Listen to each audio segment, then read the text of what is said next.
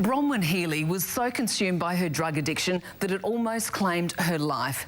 Today, she's unrecognisable from her former self. She tells us in her own words how she clawed her way back into life and now helps other women triumph over adversity. My name's Bronwen Healey and I used to be a messed up drug addicted prostitute. I guess for me I had a relatively normal upbringing and at the age of 13 moved from Melbourne to Brisbane and went to an elite private girls' school where I didn't know anyone and I didn't fit in. I went to that new school, almost everyone there was stoned on marijuana. I got almost to the end of grade 12 and someone offered me some pot one day and I said yes, and I didn't realise the power that drug was going to have on my life. And I then went from pot to acid to speed to ecstasy and all the party drugs, thinking that I was in control. And then I barely scraped through my first year at uni. And then when I started my second year at uni, I fell into a bad relationship with a heroin addict.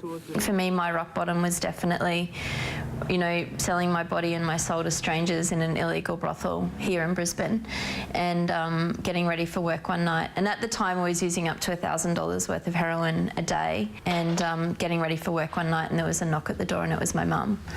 And, I was dressed like a prostitute and it had been 6 years of heroin addiction. I was 24 and walked into a doctor's surgery who was known to treat drug addicts. And by then I thought I was one.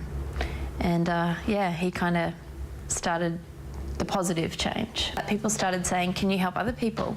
And I was like, yeah, I can. And it really was just a matter of going, I want my past to count for something.